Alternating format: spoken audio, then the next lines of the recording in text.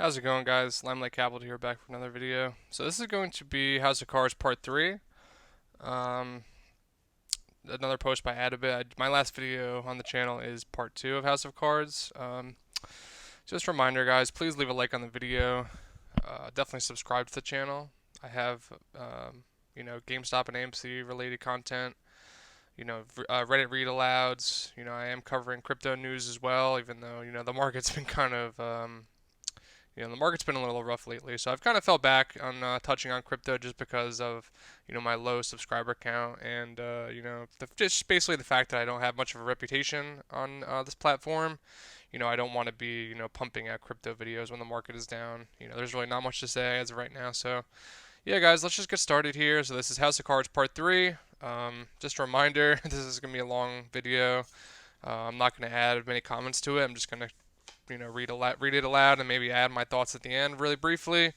I will be taking a few short, just quick sips of water throughout the video, obviously just because my mouth, I'm sure, will get very dry. So yeah, let's just jump in. Again, this is House of Cards Part 3 by Atobitt.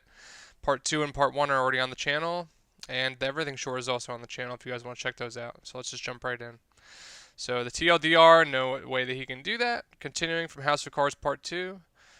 So this is number 4, bulletin point number 4. Slimy. If you watch the AMA with Wes Christian, he talks about the number of occurrences where the actual short interest is severely understated based on the data his firm obtained for legal proceedings. According to his numbers, in most cases the short interest is 50% to 150% more than what is reported by the SEC. The objective isn't to address the issue, it's to keep the issue hidden. Firms that underreport their short interest are gaming the system by taking advantage of how the short interest calculation is done. When the SEC relies on reports that broker-dealers provide, and FINRA takes years to reveal the lies within the reports, the broker-dealer can lie without immediately facing the consequences. It allows these firms to operate in a high-risk environment without exposing just how big their risk appetite is. Another example that Wes mentioned was Merrill Lynch. Merrill was fined $415 million in 2016 for using securities held in their customers' accounts to cover their own trades. Check out this screenshot I took from the case. It reads, willfully violated Section 15C3 and Rule 15C3.3. Merrill Lynch engaged in a series of complex trades that allowed it to use customer cash to finance firm inventory, and Merrill Lynch allowed certain of its clearing banks to hold liens on customer securities. Remember when we mentioned SEA 15C3-3 in the case with Apex? They were asking customers to book short positions to either a cash account or a margin account, or a short margin account. SEA 15C3-3 protects those customers from allowing brokers to lend out the securities within their cash accounts. Well, Merrill Lynch knocked that one right out of the park. Another screenshot that reads, Merrill Lynch improperly reduced by billions of dollars the amount it was required to deposit in its customer reserve account. Respondent used these trades to remove up to $5 billion of customer cash week over week from its customer reserve account. Merrill Lynch then used these funds to finance its business activities. Had Merrill Lynch failed while the trades were in use, its customers would have been exposed to a shortfall of customer cash in the customer reserve account. So Merrill made it seem like the required deposit in their customer reserve account was much lower than it truly was. They wouldn't have been able to use that cash if it reduced the amount below the minimum capital requirement. So they found a way to fudge the numbers. In doing so, they managed to prevent a code red while reaping the benefits of a high-risk opportunity. Should Merrill have filed bankruptcy during that time, these customers would have been completely blindsided and lost their money. In the case of short selling, the true exposure of short interest is unknown. And I'm not just talking about the short sale indicator. When a firm fails to deliver securities that were sold short, there's a pretty good indication that they've exposed themselves to a bit of a problem. Now imagine a case where the FTDs start piling up and they still continue to short that same security. Think I'm joking? Check out Royal Bank of Canada. So another screenshot. It reads, this is about the Royal Bank of Canada. It reads, failing to properly disclose out a failed to deliver position in 7 sampled securities. Increasing its short position when a failed to deliver position had not been properly closed out, without demonstrating that it had made arrangements for pre-borrowing in the following equity securities. RBC failed to assure that numerous failed-to-deliver positions were closed out on a timely basis. Again, I was pretty shocked at that one.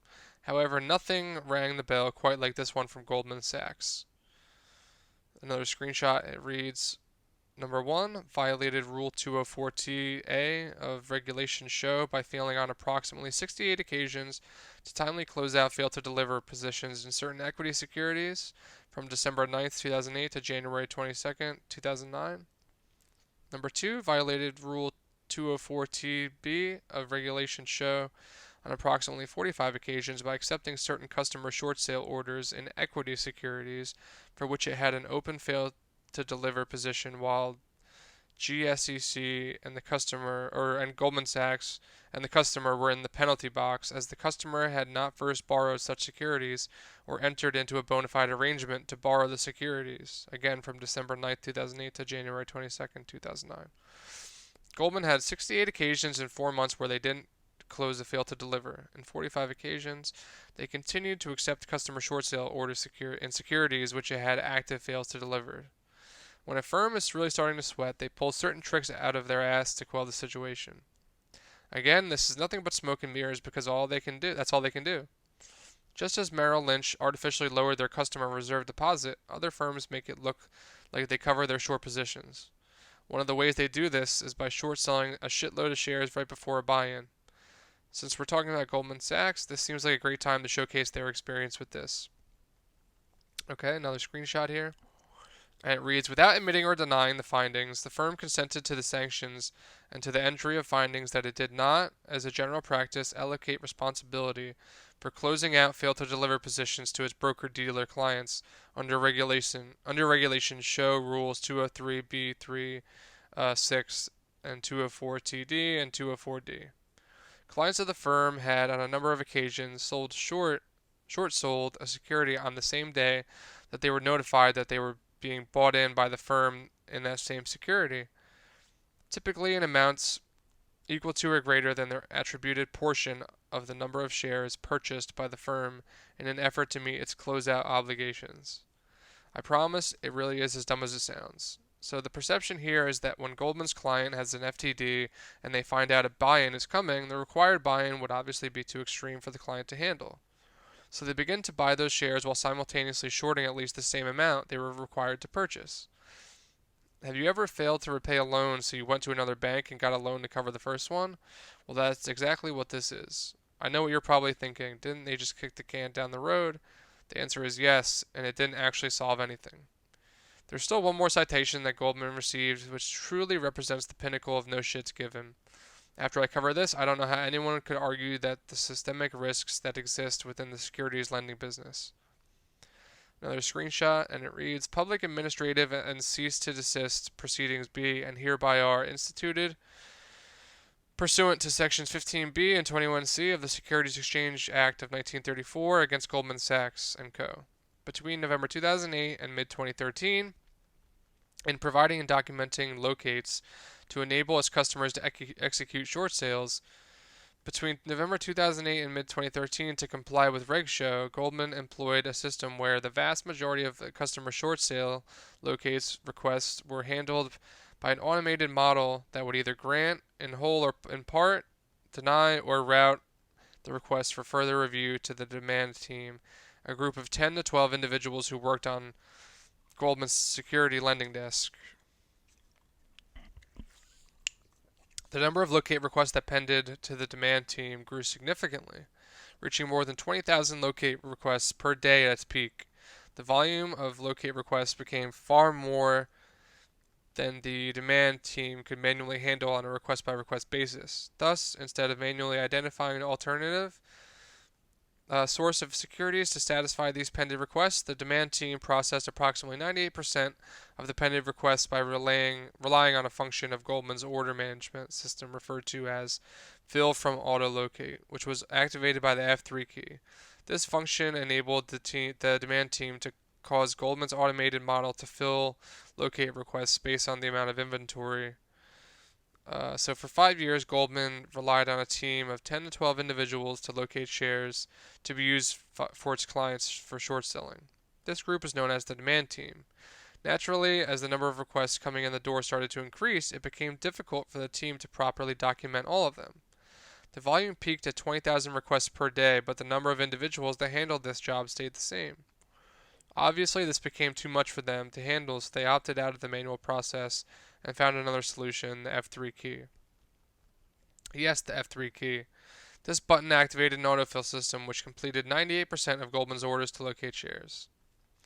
So, existed at the start of the day, i.e. the start of the day inventory level before any locates were granted, even though Goldman's automated model had already treated the start of day inventories as depleted. Instead, they relied on their general belief that Goldman's automated model was conservative and that the provision of additional locates would not result in failures to deliver, in failing to deliver the securities if and when due for settlement. In both cases, the locate log simply contained the term autolocate to refer to the start of day inventory utilized by Goldman's automated model as the source of securities supporting the locate. As a result of the conduct described above, Goldman willfully violated Section 17A of the Exchange Act and Rules 203B1 and 203B13 of Regulation Show promulgated under the Exchange Act. The problem with Goldman's autofill system was that it used the number of shares available to borrow at the beginning of the day, which had already been accounted for. After using the auto-locate feature, the demand team didn't even verify the accuracy of the autofill feature or document which method was used to locate the shares for each order, and this happened for 5 years. Just goes to show how dedicated firms like Goldman Sachs truly are to the smallest of details. Great guys. Great work, guys. By the way, I have to show one of Goldman's short sale indicator violations is too good to pass up.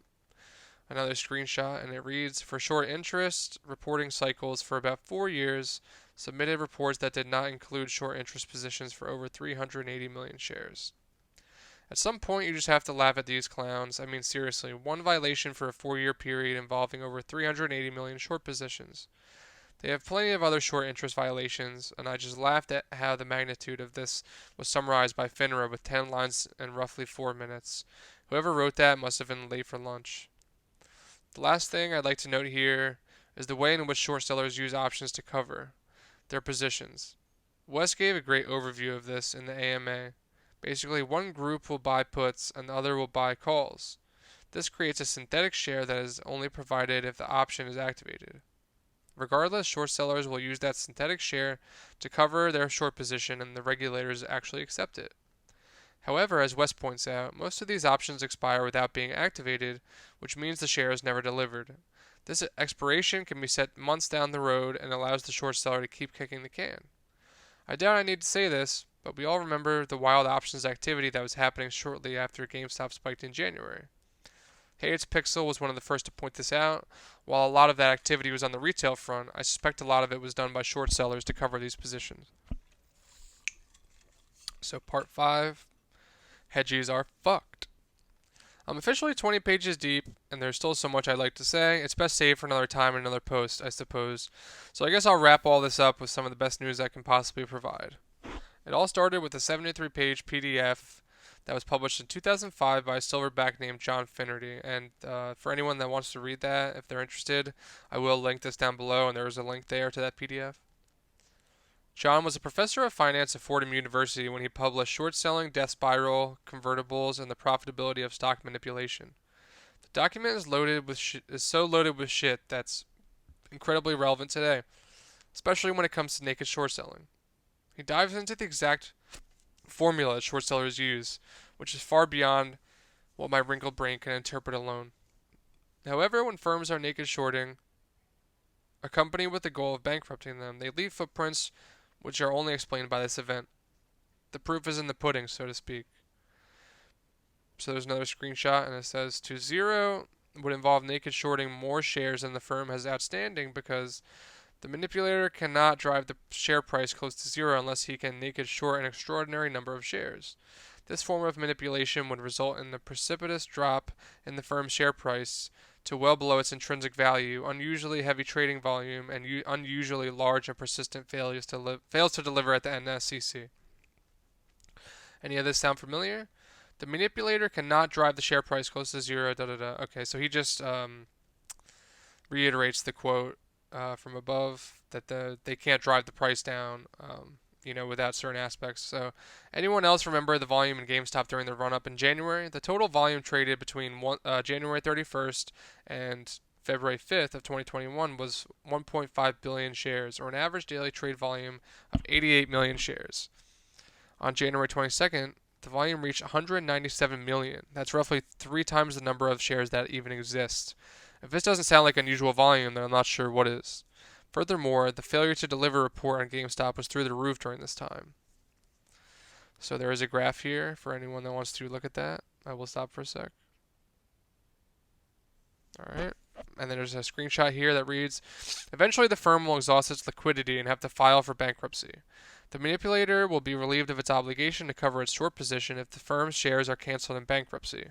This scenario leads to a zero cost of covering the short positions. Notice the statement where the manipulator will be relieved of its obligation to cover if the firm's shares are canceled in bankruptcy. Did you happen to see footnotes 65 and 66 in the first screenshot of his PDF? It references a company that he used for his analytics. So the screenshot says, Charter Communications had short interest of 88 million shares.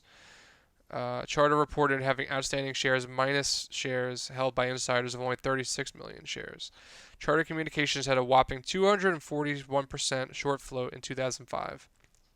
The only way the manipulator could have escaped this way was by bankrupting the company and relieving the obligation to repurchase the shares. Guess what happened to Charter? They filed for bankruptcy in 2009. However, unlike John's example where naked short sellers were driving down the price without opposition, GameStop had extremely high demand from retail investors to counter this activity.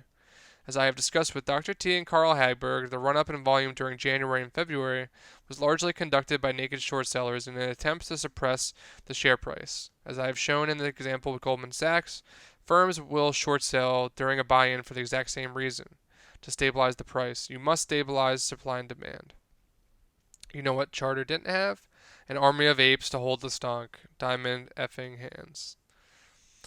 So yeah, guys, super interesting article, obviously. It's always good from Atobitt. He always brings the heat. Just some brief thoughts on this. This is it's great information that he's putting forward. He took the time to dive into these super long PDF files about FINRA violations.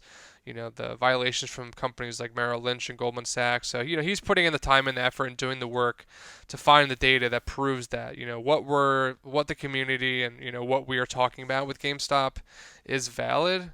I definitely appreciate all his work, and, it's amazing that he has the time and the patience to look through, and basically scan through all these articles and find violations that, basically back up our argument that GameStop has been manipulatively predatory. It's been I can't even think of the term for it. It's like predatory short selling was the plan for GameStop. And what he mentioned here at the end, about like trying to make the only way you can get out when the shorts are this deep is by the company going bankrupt. And I truly believe with GameStop, when COVID hit last year, the hedge funds thought it was a sure bet, and they bought heavy positions. I can see from their perspective why they thought it was a sure bet. Before I got into this movement, I personally thought GameStop was a dying company, and I really did not know better. So, from one ape to another, I hope that you enjoyed this. I hope this helps someone. I hope that someone was able to listen to this. And that provided them with some information and was helpful. Again, guys, please leave a like on the video. Please leave your thoughts in the comments below, even if it's just a sentence. I definitely want to hear from my fellow apes. Please leave a subscribe on the channel. We're trying to grow the channel, get this information out. Again, this is not monetized. I'm just doing this to help out the community. So any support is greatly welcomed, guys. Again, thanks for watching the video. Enjoy the rest of your Memorial Day. And yeah, guys, I'll catch you in the next video. Thanks.